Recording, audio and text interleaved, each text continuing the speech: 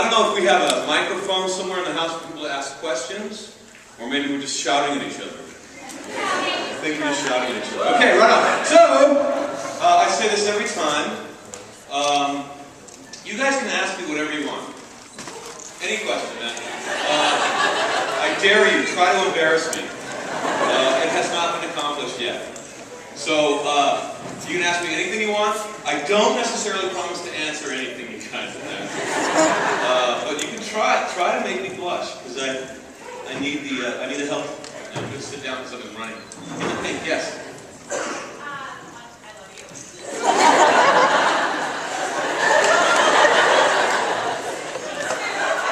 It never gets old, you know? Why does that never get old? I was wondering if you would sing for us.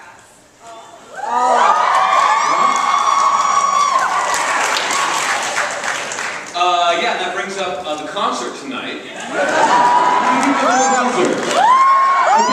I love everybody here, but I love you guys just a little bit more. Everybody stop by the table, man. My son is here. He's going to be trying to force you to buy tickets to the concert. He's 17, he's beautiful, and he's monster good on the guitar. The band voted him into the band without asking. He brought his band to warm up for us when we were playing in LA, and they voted him into the band. They told me as a father I could veto it, but as a bandmate, I'm already outvoted, so shut up.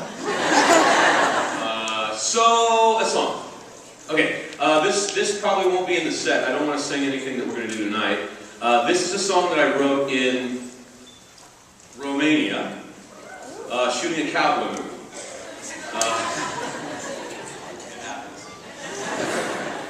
So I'm alone in Avram with my lady by my side.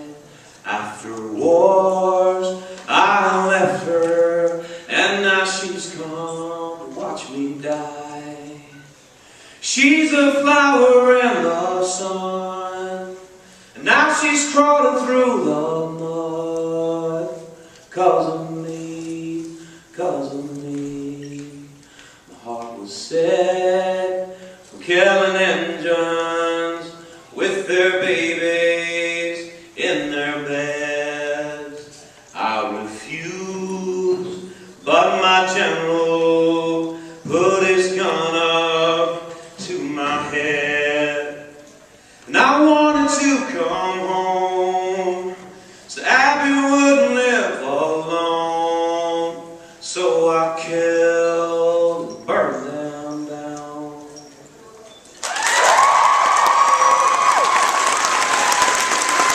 Now, we're not a country band.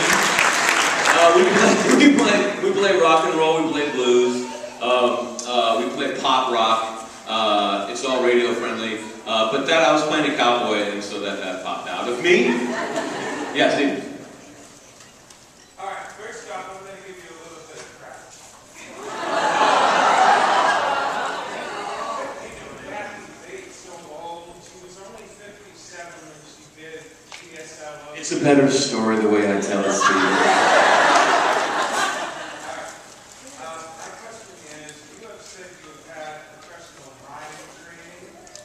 Can we either see a very busy day or being slowly and taking an invisible rock?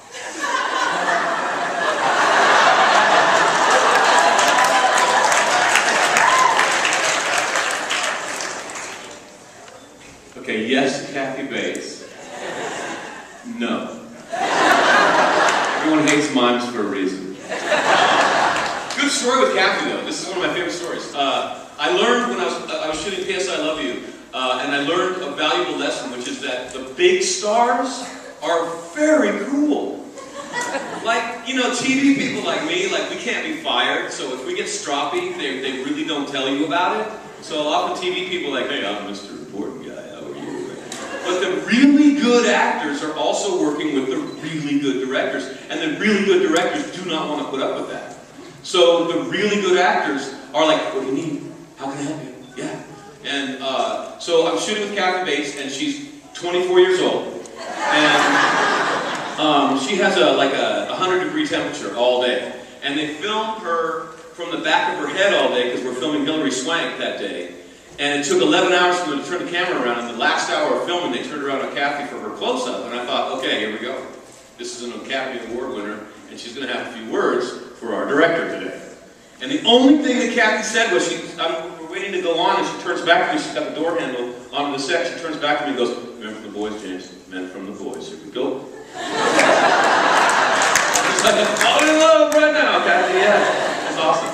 Yep, that's my Kathy Bass story. Yep. How was your experience doing the audiobooks with the Harry Benson? Right on. My experience doing the audiobooks for Dressing Files, that is both one of the most rewarding things I do and also one of the hardest. You know, like, one of my favorite things to do when I'm filming, my favorite part of the process normally is studying my lines in bed the night before. Because, like, that's when everything is would-be and possibility, and you can dream dreams and make your little plans like how you think it's going to go tomorrow, and it never does. But acting for film, acting on stage is wonderful because nobody can tell you to stop. Once the curtain goes up, everyone loses control but the actors. We just go. But in film, you're constantly being interrupted. Cut! Oh, wait a minute, James. Okay, and go. Cut! You know, and there are people touching your face and fixing your collar and everything, and it gets freaky. So it's really like trying to do a job, any job you have, like if you're an electrician or whatever, but it's trying to do your job all day while someone is throwing gravel in your face. Like, it's not enough to send you to the doctor, but it makes you kind of like, you know, at some point just want to stop it! So when you do books, no one really tells you to stop, and you just go for hours and hours, and that part is wonderful. But at the same time, when you're acting normally, you have help. You have people, you can stop talking at some point, and the other actor will start talking and start feeding you, and it's not so tiring. But when you're doing a book, you're just reading for like 9 hours with 20 minutes for lunch, and at the end of the day, I can't speak anymore. I come home, I'm like, honey, I've got nothing for you. Nothing. What's up? No, I don't do Spock anymore, for God's sake. I've moved on with my life. No. I'm not Spock, I'm James Marsters, for God's sake. Bloody hell.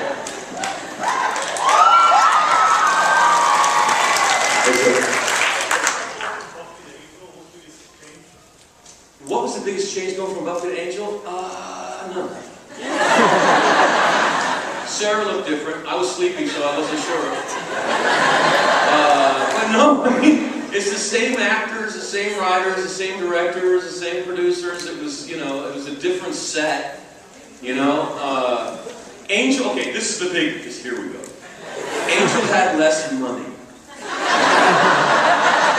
which was, from an actor standpoint, a gift from God, because we were known as Buffy the Weekend Slayer. There were people in Los Angeles that refused to come work with us, both actors and crew, because normally a show will shoot 12 hours a day. No more, no less. But at 12 hours, you have to start paying the crew time and a half. After 14 to 16 hours, you have to pay them double. It goes into what they call golden time.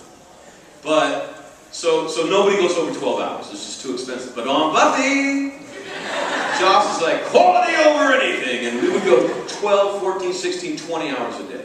We would start at 4:30 a.m. Monday morning, and we would get done when the sun rose Saturday night, Friday night. So we got burned pretty bad on Buffy. But Angel was like 12 hours and out. You can set your clock by it. And you know, you go 3, 2, 1. That's a wrap. It's like I would shoot Buffy and Angel, and then on Friday night was always night shoots, and that's always vampire time. So Friday nights me and the stunt crew. That's us. And then I would get in the car and go drive 350 miles to visit my son up in Northern California. And so I would be really tired. And he's 4 years old. And the sun's just coming, you know, it's like 10 o'clock in the morning or noon by the time I get there. And he's ready for me. Ah, yeah, I know. Like, is there any Red Bull around here? Each one of those are good. Yeah. What's up?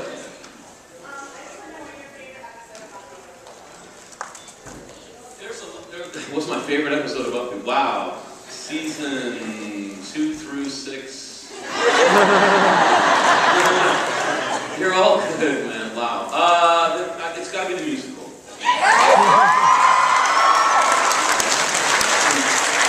But I have my own reason for that. The reason that it was my favorite episode is because we were all terrified.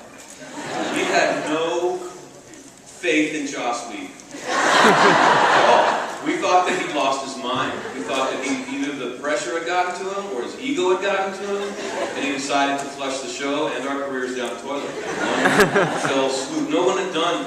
There was a cock rock that tried. They didn't do so well. You know, it hadn't ever been done. It had never worked. Musicals were not big in the movies yet, and it really was. It was unheard of.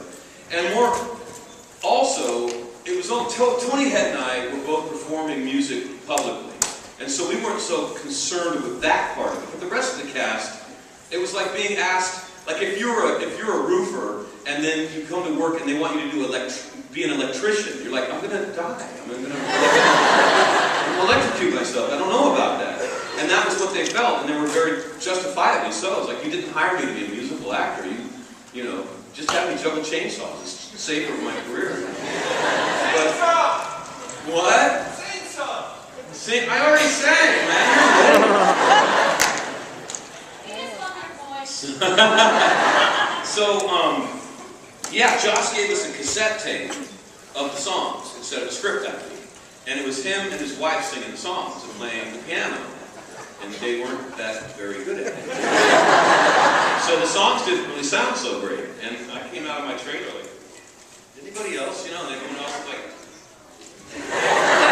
came to find out that Joss was not going to have us do this. We all tried to talk him out of it, and he wouldn't be talked out of it, and everyone started complaining and whining, and it got really bad. And then at some point, we all figured out that we were not going to get out of it, that it was surely going to fail, but we'd better try our best anyway. It was kind of like the final episode of Angel, where they're pretty sure they're all going to die, but they're going to fight anyway. Well, that happened in real life, you know. Well, Cats decided to stop whining and get down to it, and then it worked out, so it was like the best of all possible worlds. Let's come over here, man. Nick Fury! I don't know how sleepy I thought.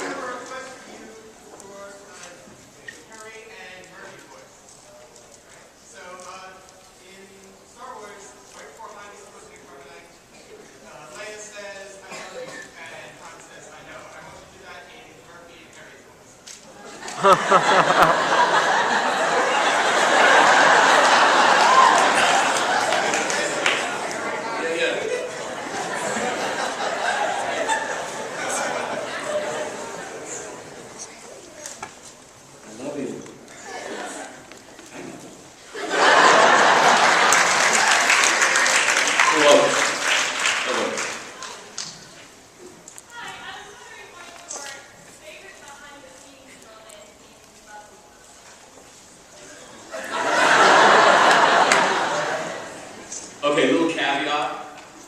I was boring behind the scenes. Like, I went to Joss one time and I'm like, why am I never in the gag reel? Like at the end of the year party, at the rap party, there's always this really funny film of everyone goofing around, having such a great time together. And I'm never in those, Joss. What, you don't like me? And he's like, James, you're never in them because you are boring between takes. When I say cut, you do exactly the same thing you have done for years, which is you look down, make sure you're on your mark, you go down to your chair, and you start studying your lines again. You are the most boring person I've ever met in between the words cut and action. Between the words action and cut, it's like someone released you out of a cage. And everyone goes, what the? Yeah. So I kind of save it for the day. So behind the scenes would be about other people. Okay, here's a good one. I don't know if it's the best one. Here's a good one. Steve Tartaglia was Stunt Spike, and he was one of the premier Caucasian actor stuntmen in Asia before he came to the States and joined the show. And in Asia, they don't have things called laws. A concept called safety. So, like, when I saw Steve's reel, which is what you cut together to impress Asians, you know, all your good work, it almost made me throw up. I was just like, what are you doing? Like, there was this one scene sequence where they're on the outside of a building on scaffolding, and they're falling through the scaffolding and continuing the fight as they fall through. And there's no nets, there's no wires, there's no safety. And if you're doing like complex flips on boards that are about this, that wide, and if you pitch over, you're just dead, and they recast it. So Steve would do things that other stuntmen would quail at. They would literally be like, "He's crazy." No. So they had him on a 3-foot story building, and he had to take it's called a medium fall, and he had to take a medium fall, and they only gave him a bush like that big to break his fall. And it wasn't designed. It's not a stunt bush, It's just a bush. And he was like, "Yeah, it's good because I'm on grass. We're good. So let's go."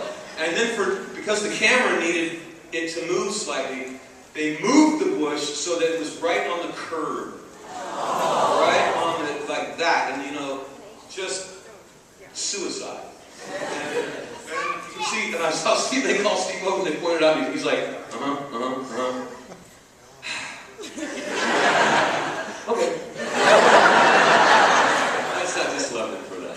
And he did it, and he shook it off, and like stuntmen, they do get hurt. They're human beings, but they'll never admit it to you because it's their job not to get hurt. But it hurts. It's like football or World Federation Wrestling, whatever. And so he knew that I would never out him for feeling hurt. So he was like, "No, man, it's cool. It's good. It's good." And then I'm like, "How are you?" He's like, "Oh, that was not good."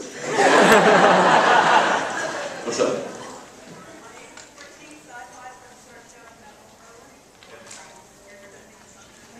Yeah. Check out Sci-Fi.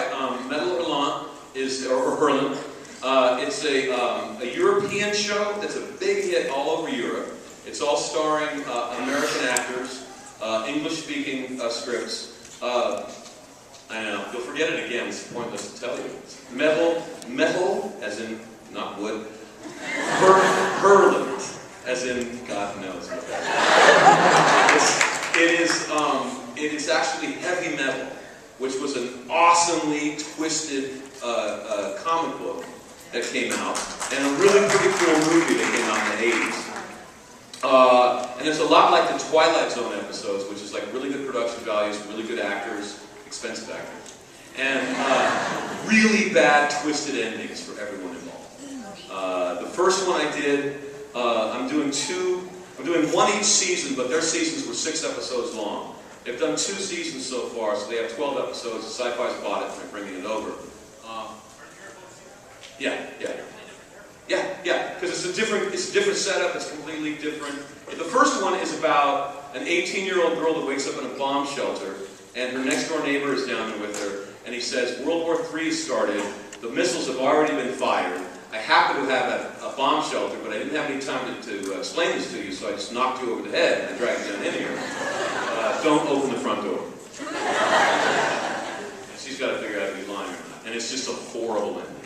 Just like, and you're just like, "Oh, God." But not in the way you'd expect. Yeah. What's up in the back? Angel. Valkyrie, sorry.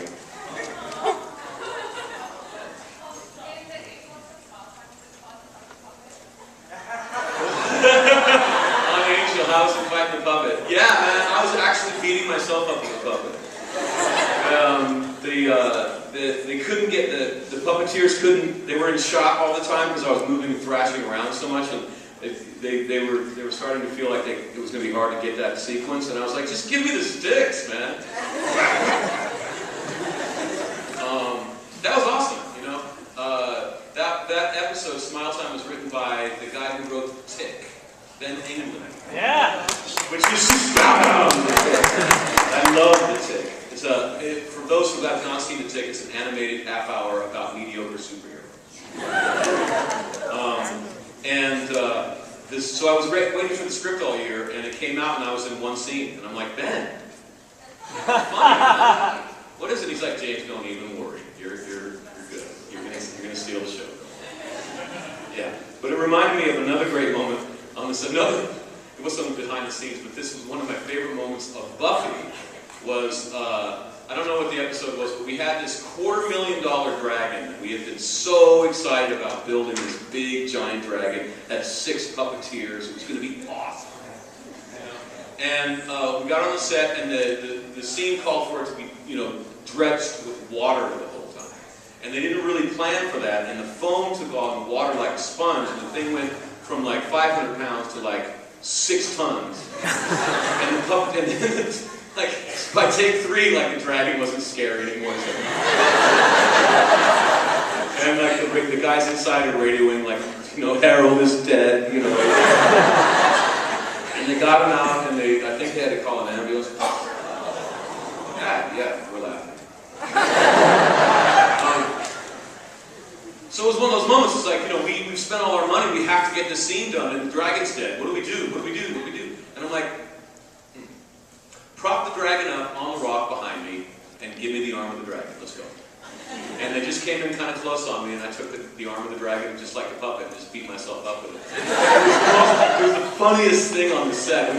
We take the take, and people start laughing. We're like, we're not laughing at you, Jason. Well, we are, but and it's all good. But that was the silliest and one most wonderful moment. It's not a good scene, it didn't really come off very well, but at least we got it. Yeah, in the back, come on.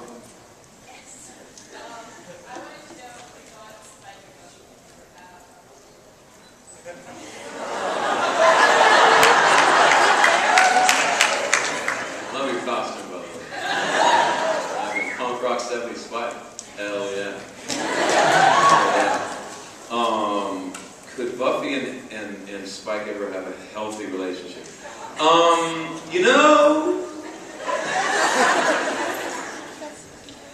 Theoretically, yes. I recently wrote a comic that's coming out for Dark Horse, and it takes place in season 7, and Spike is off on his own, just having gotten his soul, and he's got a soul, but he doesn't know what to do with it yet. And he can't mug anybody anymore, and he can't steal anything anymore. So he's going homeless because he doesn't know how to provide for himself anymore. He's like homeless. He's starving to death, and his shoes are falling apart. He can't find any new shoes. And he finds he has a little romance. It lasts for like a day, But it's a very sweet, kind of innocent little romance. And I did an interview about it, and a fan wrote to actually the band to get a hold of me to just drag me out. Like, don't you know Spike loves Buffy? And don't you even know the character, man? And I didn't write back yet, but I want to, and I just want to explain. It's like, yes, Spike loves Buffy, but at this point in his life, he's under no illusions that he's good for her. He knows what happened in that bathroom. He knows that he's not, that's why he got his soul. And he's got his soul, yeah, and he's starting a journey towards reclaiming a good person, maybe, or creature, I guess. Starting redemption, but that's a process. And sure, so at the end of that process, that could happen, but knowing Spike, it's going to take so long, Buffy will be dead by the time it's ready. Yeah, man.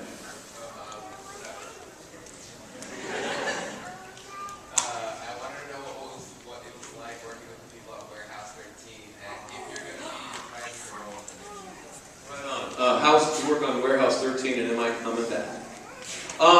It was great. Eddie is fabulous. He is so funny. It's one of those sets that the producers are firmly in control of. Like, if the actors, someone like me, gets control of a TV set, it is like Alice in Wonderland in a bad, bad way. The only fun shows that I've been on are the ones where the actors are slightly terrified of the producers, and we're kept in line. Because actors, we're paid to be very subjective about the experience. It's all me. And we're not thinking about the group. We're not thinking about everyone else. And that's really what we should be doing. But it means that we don't need to be calling the shots at all. And on that show, Jack Kenny is the showrunner, and he's able to terrify the actors with humor. So he keeps everyone well in line, but people are laughing at the same time, so it's great. I think if they order more episodes, I very well may be back. By my last scene, Jack was screaming, spin-off! I was cracking him up. He was like, oh, spit off, which doesn't mean anything in Hollywood. What's up?